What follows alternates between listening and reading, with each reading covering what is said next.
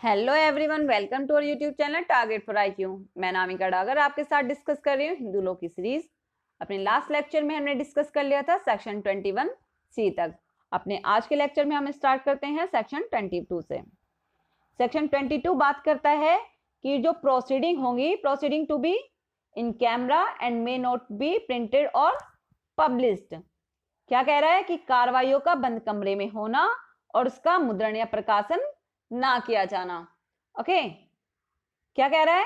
बात क्लियरली कह देता है कि जो कार्रवाई होंगी, अगर फैमिली कोर्ट की कोई भी कार्रवाई चल रही है, हिंदू मैरिज एक्ट 1955 की कोई भी कार्रवाई चल रही है, तो वे एक बंद कमरे में होंगी, है ना। और उसका प्रकाशन नहीं किया जाएगा, उसका मुद्रण या प्रकाशन विदाउट परमिशन के नहीं किया जा सकता है। क्लियर है? सबसेक्शन 1 देख लेते हैं। कहता है कि इस अधिनियम के दिन हर कार्रवाई बंद कमरे में की जाएगी और किसी व्यक्ति के लिए ऐसी कार्रवाई के संबंध में किसी बात को मुद्रित या प्रकाशित करना उस दशा के सिवाय विधिपूर्ण नहीं होगा जिसमें उच्च न्यायालय या उच्चतम न्यायालय का कोई निर्णय न्यायालय के पूर्व अनुज्ञा से मुद्रित या प्रकाशित हो। क्या कह रहा है? सबसेक्शन 1 कह रहा है कि हिंदू मैरिज एक्ट की जो भी कोई प्रोसीडिंग होगी वो इन कैमरा प्रोसीडिंग होगी और किसी भी बात का प्रकाशन या मुद्रित करना केवल किस दशा में विधिपूर्ण होगा, लीगल किस दशा में होगा? जबकि उच्च न्यायालय का, हाई कोर्ट का या फिर सुप्रीम कोर्ट का कोई निर्णय हो और वो निर्णय कब पब्लिश होगा? ऐसे न्यायालय की परमिशन ले ली जाएगी पहले और उसके बाद में ही वो मुद्रित या प्रकाशित होगा, इसके सिवाय नहीं किया जा सकता। ओके, फिर कहता है सबसेक्शन 2 कि अगर उल्लंघन होता है किसका? अगर विदाउट परमिशन के क्या कर लिया भाई, तुमने मुद्रित कर ली, मीन्स निर्णय को मुद्रित कर लिया या प्रकाशित कर लिया, पब्लिश कर लिया, तो तुमने क्या किया? एक ऑफेंस कर दिया और उस ऑफेंस के लिए क्या होगा? जुर्माना होगा जो कि 1000 रुपए तक का हो सकेगा। ठीक है जी। सबसेक्शन 2 इसी की बात कहता है कि यदि कोई व्यक्ति उपधारा 1 के उपबंधों के उल्लंघन में कोई बात मुद्रित या प्रकाशित करेगा तो ऐसे जुर्माने से दंडनीय होगा जो कि 1000 रुपए तक का हो सकेगा। ओके, क्लियर हो गया सेक्शन 22। इसके बाद में देखते हैं सेक्शन 23। कहता है डिक्री इन प्रोसीडिंग की कार्रवाइयों में आज्ञप्ति। डिक्री कैसे होगी कार्रवाइयों में, कैसी डिक्री मिलेगी?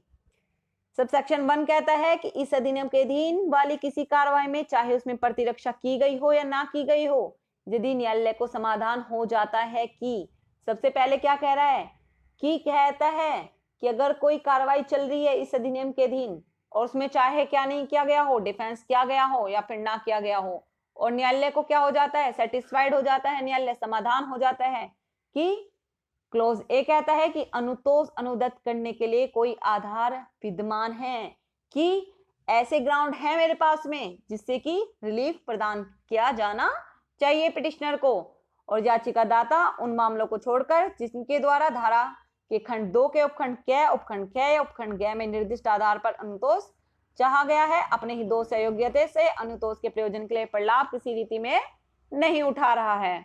ठीक है जी। क्या कहता है? कह रहा है कि क्या देख लेगा कोर्ट? कोर्ट ये देख लेगा कि क्या उसकी भी तो गलती नहीं है। ऐसा हो सकता है कि उसकी भी गलती है और अपनी गलती को छिपा रहा है और उसके बाद में रिलीफ मांग रहा है कोर्ट से, है ना, और रेस्पोंडेंट से प्रतिरक्षा नहीं की, डिफेंस नहीं लिया, शायद कुछ कारण भी हो सकते हैं, है ना। तो इसलिए वो क्या कर लेगा, कोर्ट क्या कर लेगा, अपना समाधान कर लेगा रिलीफ देने से पहले।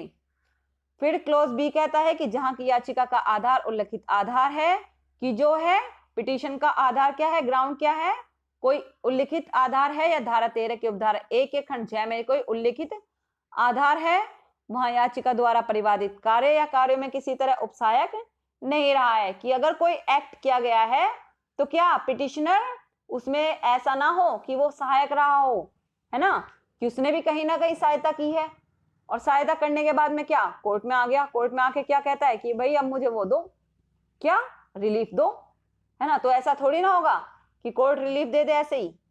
कोर्ट ये भी तो देखेगा, समाधान भी तो करेगा अपना, कि क्या इसका भी तो सहायता नहीं थी, साथ में ये भी तो भागीदार नहीं था। अगर साथ में भागीदार है तो ऐसे थोड़ी ना रिलीफ दे देगा, है ना। तो देख लेगा कि कार्यों में किसी तरह उपसहायक नहीं रहा है या उस कार्य उन कार्यों के प्रति उसने मौनानुकूलता नहीं बरती है, कि अगर वो एक्ट किया जा रहा तो वो चुपचाप सहन नहीं करना चाहिए, है ना। इसके बाद कहता है कि उसने कार्यों को दुर्गुजार नहीं कर दिया है, या जहां की याचिका का आधार क्या है, क्रूरटी है, वहां याचिका दाता ने क्रूरता को किसी तरह दुर्गुजार नहीं कर दिया है, सहन नहीं किया हो। ठीक है जी। और फिर उसके बाद में सेक्शन 23 का क्लोज बी कहता है कि जब विवाह विच्छेद पारस्परिक सहमति के आधार पर चाहा गया है और ऐसी सहमति बल, कपट या असमय कसर से प्राप्त नहीं की गई हो, ये 1976 से जोड़ा गया है। क्लोज बी क्या कह रहा है कि अगर म्यूचुअल कंसेंट से क्या ले रहे हो, तुम डाइवोर्स ले रहे हो, तो दूसरे पक्षकार की सहमति ऐसा ना हो कि किससे प्राप्त कर ली हो, फ्रॉड करके प्राप्त कर ली हो, फोर्स से प्राप्त कर ली हो, या मिसप्रेजेंटेशन से प्राप्त कर ली हो। ओके, इस बात का भी समाधान करेगा। फिर क्लोज सी कहता है कि अर्जी जो धारा 11 के अधीन उपस्थापित अर्जी नहीं है, मीन्स वॉइड, मैरिज की घोषणा के लिए अर्जी नहीं है, याचिका प्रत्युत्तरदाता के साथ दुर्विसंधि करके पेश नहीं की गई है। कि क्या है कि रेस्पोंडेंट के साथ क्या नहीं की गई हो, दुर्विसंधि नहीं की होनी चाहिए, या वियोजित नहीं की जा रही है। फिर क्लोज डी कहता है कि कार्रवाई संस्थित करने में कोई अनावश्यक या अनुचित विलंब नहीं हुआ है, कि जितना जल्दी हो सका है उतनी जल्दी मामला कोर्ट में ले आया गया है। ये नहीं है कि बहुत ज्यादा टाइम बीत गया है, अनुचित विलंब हो गया है, अनुचित विलंब नहीं होना चाहिए। फिर क्लोज ई कहता है कि कार्रवाई संस्थित करने में कोई अनावश्यक या ऐसा कोई अन्य वेद आधार नहीं है जिससे कि अनुतोष अनुदत्त ना किया जाए, कि ऐसा कोर्ट के पास ऐसा कोई भी ग्राउंड नहीं है जो क्या कर दे कि याचिकादाता को क्या कर दे, मना कर दे। ऐसा कोई ग्राउंड नहीं है कोर्ट के पास में कि मैं मना कर सकूं रिलीफ देने से। ओके, ये बात होगी सबसेक्शन 1 की। टोटली सबसेक्शन 1 किसकी बात करता है? सबसेक्शन 1 बात करता है कि न्यायालय सबसे पहले अगर कोई रिलीफ दे रहा है, कोई कार्रवाई में कोई डिक्री दे रहा है, तो कार्रवाई में डिक्री देने से पहले क्या कर ले, कार्रवाई में डिक्री देने से पहले अपना समाधान कर ले, है ना, सेटिस्फाइड हो जाए, उसके बाद में ही वो डिक्री दे। ओके, फिर है सबसेक्शन 2, सेक्शन 23 का कहता है कि न्यायालय पुनः मेल मिलाप के लिए भी प्रयास करेंगे। ये तो नहीं है कि कोर्ट में मामला आया कि सर हमें डाइवोर्स चाहिए, और कोर्ट क्या करेगा, तुरंत डाइवोर्स थोड़ी ना देगा। कोर्ट ये भी तो देखेगा कि युक्त संभावना है या नहीं है इनके दोबारा मिलने की। क्या पता ऐसा हो कि मैंने थोड़ा टाइम दूं, और टाइम देने के बाद में क्या हो कि ये दोबारा से साथ रहने लगे, है ना। तो क्या करेगा कोर्ट, पुनः मेल मिलाप के लिए प्रयास करेगा, एफर्ट लगाएगा। ओके, फिर प्रोवाइजो दे दिया है सबसेक्शन 2 का, कहता है इस उपधारा की कोई बात किसी ऐसी कार्रवाई को लागू नहीं होगी जिसमें रिलीफ धारा 13 की उपधारा 1 के खंड 2, खंड 4 या खंड 5 या खंड 6 या खंड 7 में विनिर्दिष्ट आधारों में से किसी आधार पर चाहा गया है। ओके, अगर ऐसे कोई आधार हैं तो क्या करेगा, ऐसे आधारों पर कोई प्रयास नहीं करेगा। अब ऐसे आधार कुछ देख लेते हैं कि कौन कौन से हैं। क्या कर लिया हो, क्या कर लिया हो रेस्पोंडेंट ने क्या किया, संन्यास ग्रहण कर लिया, है ना, संन्यास ग्रहण कर लिया, दुनियादारी से मतलब ही खत्म कर लिया, या फिर क्या कर लिया, अपना धर्म परिवर्तन कर लिया। ओके, धर्म परिवर्तन कर लिया जी, तो ये थोड़ी है कि धर्म परिवर्तन कर लिया तो अब भी उसके साथ रहे या प्रयास किया जाएगा। या फिर उसने क्या किया, उसके बारे में 7 वर्ष से कुछ सुना नहीं है, देखा नहीं है, जिनके बारे में अगर वो जिंदा होता, देखा होता या सुना होता।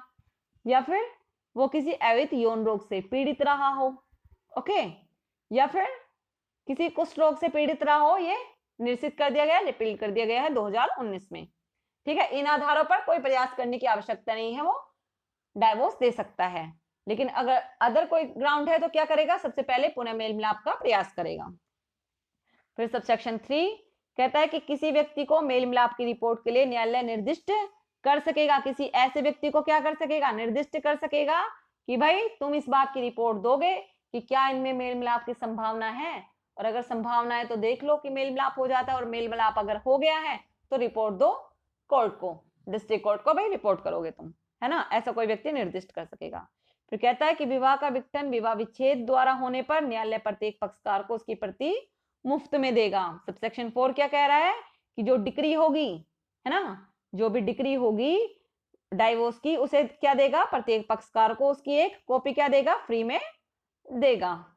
ओके, देखते हैं सेक्शन 23A बात करता है relief for respondent in divorce and other proceeding की विवाह विच्छेद या अन्य कार्रवाइयों में प्रत्यर्थी को अनुतोष होगा।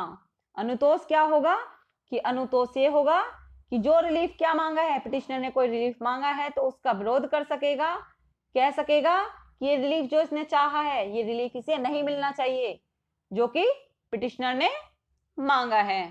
ओके, कहता है कि विवाह विच्छेद या न्यायिक पृथक्करण या दाम्पत्य अधिकारों के प्रत्यास्थापन के लिए किसी कार्रवाई में प्रत्यर्थी अर्जीदार के जारक्रम, क्रूरता या व्यतिरंजन के आधार पर न केवल चाहे गए अनुतोष का विरोध कर सकेगा बल्कि वह उस आधार पर इस अधिनियम के अधीन किसी अनुतोष के लिए प्रतिदावा भी कर सकेगा। क्या कह रहा है कि अगर डाइवोर्स की, जुडिशियल सेपरेशन की या रेस्टिट्यूशन ऑफ कंजुगल राइट की कोई पिटीशन डाली गई है पिटिशनर के द्वारा तो रेस्पोंडेंट क्या बता सकता है, रेस्पोंडेंट बता सकता है कि पिटिशनर ने एडल्ट्री की है या क्रूरटी करता है या डिजर्शन किया हुआ है उसके साथ में, ठीक है। और ऐसे आधार ग्राउंड बताकर क्या कर सकता है, उस रिलीफ का जो कि पिटिशनर ने मांगा है उसका विरोध कर सकता है। और विरोध करने के बाद में क्या करेगा, विरोध करने के बाद में साथ साथ ये भी कर सकता है कि अपने लिए रिलीफ मांगने के लिए प्रतिदावा भी कर सकेगा उसी मामले में, कि उसे क्या कर देगा, काउंटर क्लेम भी कर सकता है।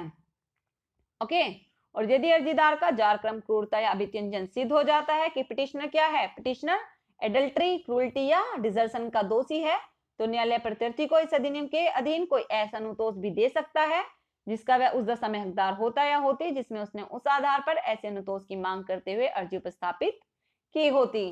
क्या कह रहा है, कह रहा है कि अगर कोर्ट देखता है, कोर्ट कार्रवाई की सुनवाई करते हुए कोर्ट को क्या पता चल रहा है कि क्या है, पिटिशनर क्रूरटी का या फिर एडल्ट्री का या डिजर्शन का दोषी है, ठीक है जी, रेस्पोंडेंट ने ये ऐसा कोई रिलीफ नहीं मांगा है, कोई अनुतोष नहीं मांगा है, तो भी क्या कर सकता है, वो उसे अनुतोष दे सकता है, ठीक है, बिना मांगे भी। इसके बाद आता है सेक्शन 24 जो कि बात करता है maintenance, pendente lite and expenses of proceeding की वादकालीन भरण पोषण और कार्रवाइयों के व्यय, कि जो खर्चे होंगे जब वाद चल रहा है कोर्ट में, है ना, तो खर्चा भी होगा भाई, प्लीडर भी करेंगे, कोर्ट में आने जाने का भी खर्चा है, बहुत सारे खर्चे हैं, ठीक है जी, और उस टाइम पे मेंटेनेंस का भी खर्चा है। तो कह रहा है कि वादकालीन भरण पोषण और कार्रवाइयों के व्यय के खर्चे की बात करता है सेक्शन 24। कहता है कि जहां की इस अधिनियम के अधीन वाली किसी कार्रवाई में न्यायालय को यह प्रतीत होता है, न्यायालय को यह फील हो जाए कि अपने पालन और कार्रवाई के आवश्यक व्ययों के लिए यथास्थिति पत्नी या पति को अपनी पर्याप्त स्वतंत्र आय नहीं है, कि क्या भाई, कि जो खर्चे होने हैं, ठीक है जी, उसके लिए पति हो या पत्नी कोई भी हो सकता है, उनके पास अपनी कोई पर्याप्त स्वतंत्र आय नहीं है, इनकम नहीं है, वहां पति या पत्नी के आवेदन पर जो भी आवेदन करता है प्रत्युत्तरदाता या प्रत्युत्तरदात्री को आदेश दे सकता है। मींस पिटिशनर के आवेदन पर या तो वो पति हो या पत्नी हो, कोई भी हो सकता है, रेस्पोंडेंट भी पति या पत्नी कोई भी हो सकता है, उन्हें क्या दे देगा, ऑर्डर दे सकेगा कि वो पिटिशनर को कार्रवाई में लगने वाले खर्चा दे, कार्रवाई में लगने वाला जो भी खर्चा है, व्यय है, जब तक की कार्रवाई चल रही है उसे खर्चा दो भाई अब तुम, ठीक है जी। और जो राशि याचिकादाता या याचिकादात्री की अपनी आय और प्रत्युत्तरदाता या प्रत्युत्तरदात्री की आय को ध्यान में रखकर न्यायालय को युक्त लगे वह राशि कार्रवाई के दौरान प्रतिमास दे।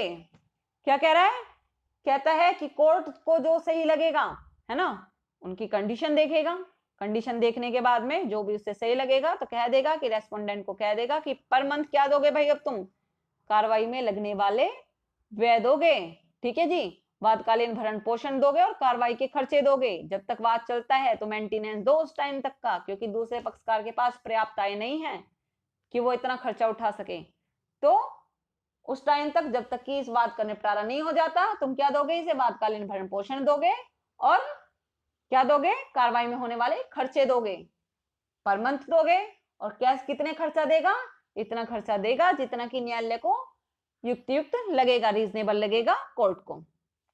फिर कहता है प्रोवाइजो की परंतु यह कि खर्चे के संदाय के लिए और कार्रवाई के दौरान ऐसी मासिक राशि के लिए आवेदन का यथासंभव निस्तारण यथास्थिति पति या पत्नी के नोटिस की तामील के 60 दिन के अंदर किया जाएगा। ओके जी, ये इंसर्ट किया गया है 1976 से, जो कि बात किसकी कर रहा है, बात कर रहा है कि अगर पिटीशन डाली गई है किसके लिए, कार्रवाई के व्यय के लिए, वादकालीन भरण पोषण के लिए और कार्रवाई के व्यय के लिए, तो क्या करो, तो भाई निपटारा कर दो नोटिस की तामील के 60 दिन के अंदर। ओके जी, thank you so much for watching this video. अगर आपको ये वीडियो अच्छी लगती है तो प्लीज चैनल को सब्सक्राइब कीजिएगा, वीडियो को लाइक कीजिएगा और मुझे कमेंट करके जरूर बताइएगा कि आपको ये वीडियो कैसी लगी। Thank you so much.